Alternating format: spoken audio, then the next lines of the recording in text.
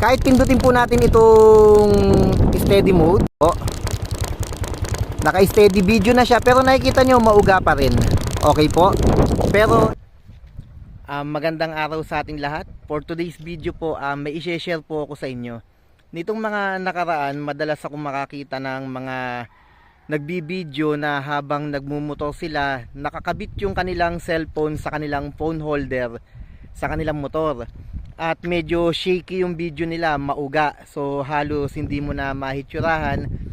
So madalas ko po yung ginagawa na nagbibideo ko sa aking motor gamit yung aking cellphone holder. I-share ko lang po kung paano natin magagawa na hindi po mauga yung ating video gamit po ang ultra wide camera. So kahit po tayo ay mag ultra steady mode sa ating mga cellphone, mauga pa rin po yan. Iba po yung naka ultra wide. So pakikitaan ko po kayo ng sample po. Okay? So okay, ito yung ating cellphone holder po. Ayan, isang nakatayo, isang nakahiga. So bali nakapix na po yan, dalawang yan. Nakasentro na yan sa gitna ng kalsada. Okay, pag gusto kong kumuha ng nakahiga, eto.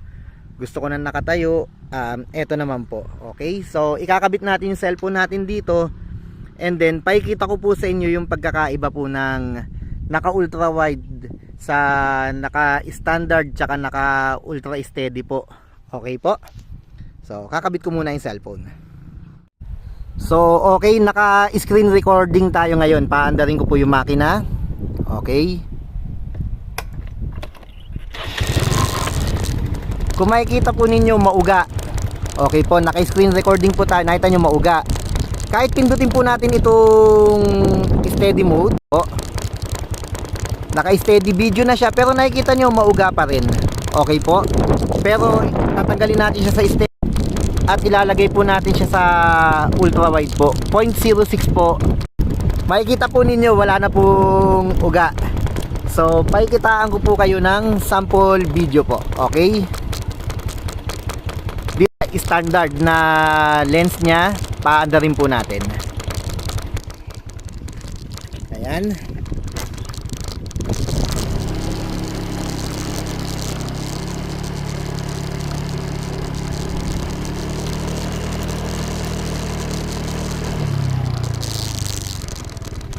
So okay, iyan po yung standard po.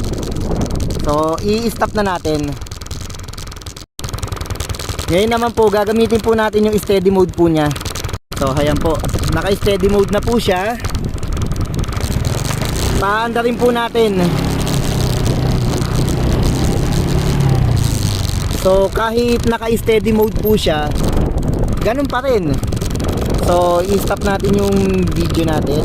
Pala na record, sorry, pero ganun pa rin yun. Hindi ko na, i-under ko ng konti. Hindi ko pala napindot yung record.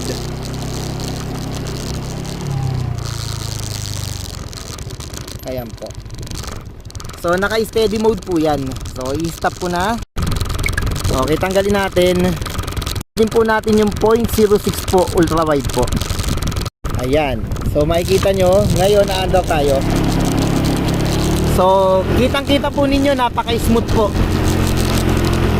Ang ganda po ng video. Ayan po.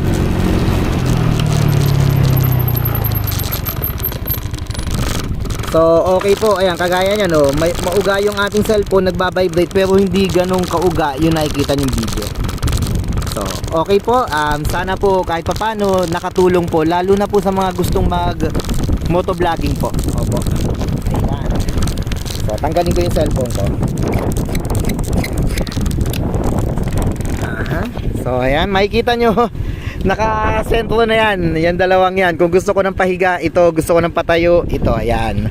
Okay, wala nang baguhan yan. Nakapix po yan. Opo, nakatornilyo na talaga yan.